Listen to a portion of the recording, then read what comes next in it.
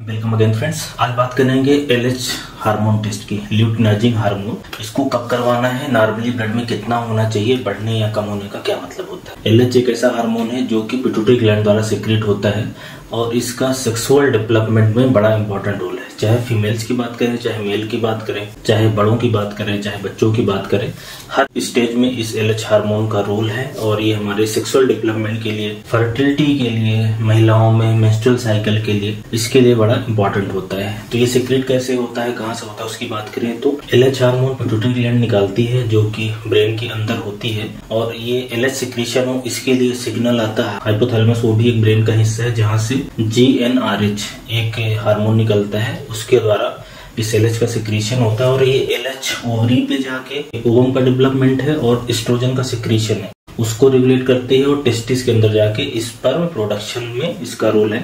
तो अगर फंक्शन की बात करें कि हमारे शरीर में एलएच हार्मोन का क्या रोल है, तो फंक्शन की बात करें तो पहले जैसे मैंने बताया कि ये ओवम के रिलीज कराता है, ओवरी से जो एग होता है उसका रिलीज कराता है। दूसरा, ओवरी के अंदर एस्ट्रोजन का सिक्रीशन में इसका रोल है और टेस्टिस के अंदर से टेस्टोस्टेरोन का लेवल सिक्रेट होता है। बेसिकली लेडिक सेल होती है वहां पे, वहां से ये टेस्टोस्टेरोन सिक्रेट होता है। टेस्टोस्टेरोन बेसिकली ऐसा हार्मोन है जो कि मेल के अंदर सेकेंडरी सेक्सुअल कैरेक्टर होता है, मसल्स मांसपेशियां बढ़ाने के लिए या चेस्ट डेवलपमेंट के लिए और बाकी जगह भी इसका रोल होता है।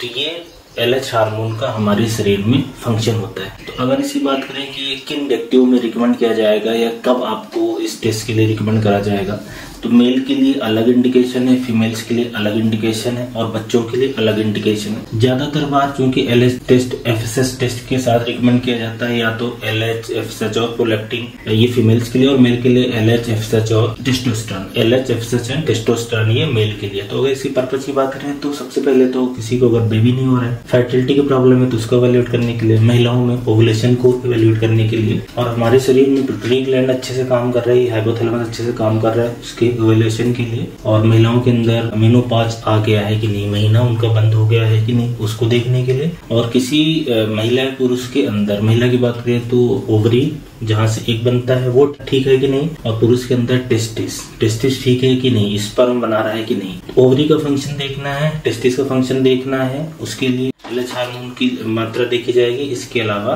पिट्यूटरी ग्लैंड अच्छे से काम कर रही है कि नहीं, उसके लिए किया जाता है।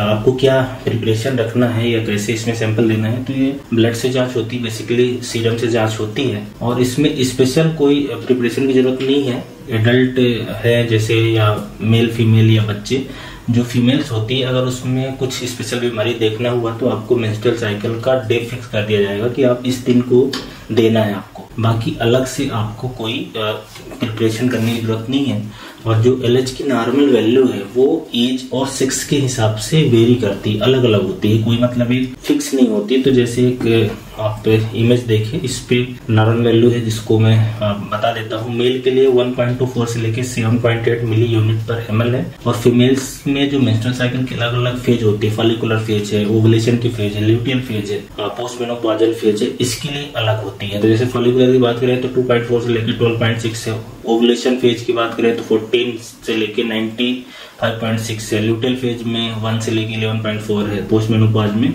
25.8 से लेके 135 तक है और प्रेगनेंसी में इसकी वैल्यू कम हो जाती है, लेस देन 0.5। प्रेगनेंसी के समय एलएच हार्मोन का और एफएसएच हार्मोन दोनों का लेवल कम हो जाता है क्योंकि प्रेगनेंसी के समय प्रोजेस्टेरॉन का लेवल बढ़ा हुआ रहता है। तो बेसिकली जो एलएच हार्मोन है उसका जो मेन रोल है, अगर ओवरी की बात करें तो उसमें जो मेंस्ट्रुअल साइकिल है उसमें मिड साइकिल में एलएच सर्ज एक फिनोमेना होता है जिसके बाद अंडे का या एक का रिलीज होता है। तो ये एलएच हार्मोन का इम्पोर्टेंट जो अलग अलग पैरामीटर है, नॉर्मल वैल्यू इसकी बात है। कहने मतलब है कि बच्चों में, बड़ों में, मेल फीमेल में इसकी वैल्यू अलग अलग होगी, जो कि आपको लैब से जो टेस्ट रिपोर्ट मिलती है उसमें मेंशन रहेगा कि रेफरेंस वैल्यू मतलब मेंशन रहेगी।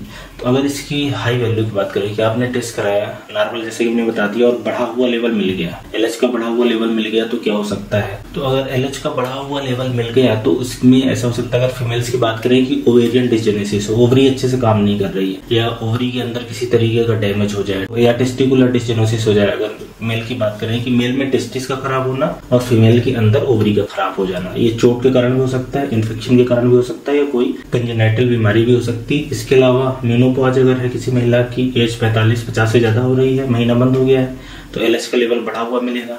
पिट्यूटरी ग्लैंड में अगर कोई एडेनोमा है, कोई ट्यूमर है, तो वहां से एलएच का सिक्रीशन ज्यादा होगा। और अगर छोटे बच्चों की बात करें तो प्रिकॉशियस प्यूबर्टी जल्दी आ गई है, जल्दी ही मतलब उनमें किशोरावस्था के लक्षण आ गए हैं, जैसा कि सीएनएस की बीमारी या ब्रेन के अंदर इंजरी के कारण भी हो सकता है। इसके अलावा पीसीओएस एक ऐसी बीमारी जिसमें महिलाओं में ओवरी के अंदर मल्टीपल सिस्ट बन जाते हैं, पॉलीसिस्टिक ओवेरियन डिजीज बोलते हैं या सिंड्रोम बोलते हैं। इसके अलावा अगर किसी को ओवरी में डैमेज हो रहा है, चाहे किस वजह से हो रहा है, ओवरी में डैमेज इन्फेक्शन की वजह से हो, रेडिएशन की वजह से हो, और इसके अलावा एड्रिनल और थायराइड डिजीज में कभी कभी एलएच का लेवल बढ़ा हुआ मिल सकता है। तो ये तो बढ़ जाने की कंडीशन है। और अगर किसी का एलएच का लेवल कम हो रहा है, जैसे ब्लड टेस्ट कराया और एलएच हार्मोन का लेवल कम है, तो पिट्यूटरी ग्लैंड में अगर गड़बड़ है, वहां पे फेलियर हो रहा है, जहाँ से निकलता है तो कम हो सकता है। हाइपोथैलेमस में अगर कोई दिक्कत है तो कम हो सकता है। स्ट्रेस में कम हो सकता है, ज्यादा आपको तनाव है, या माल न्यूट्रिशन में, खाना वगैरह अच्छे से नहीं खा रहे, जिन लोगों का वजन कम है, उनमें कई बार एलएच हार्मोन का लेवल कुछ कम हो जाता है। तो ये कम होने और बढ़ने की कंडीशन है।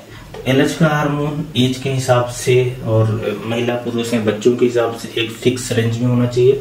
बढ़ना भी खतरनाक है, कम होना भी खतरनाक है। बढ़ने की अलग कंडीशन है, कम होने की अलग कंडीशन है। और इस टेस्ट के रिजल्ट को एफएसएच का क्या रिजल्ट आया है, प्रोलैक्टिन का क्या रिजल्ट आया है, महिला को क्या सिम्टम्स है, उनकी क्या एज है, क्या परेशानी है, उस हिसाब से बीमारी का पता लगाया जाता है और उसके बाद फिर उसका ट्रीटमेंट होता है।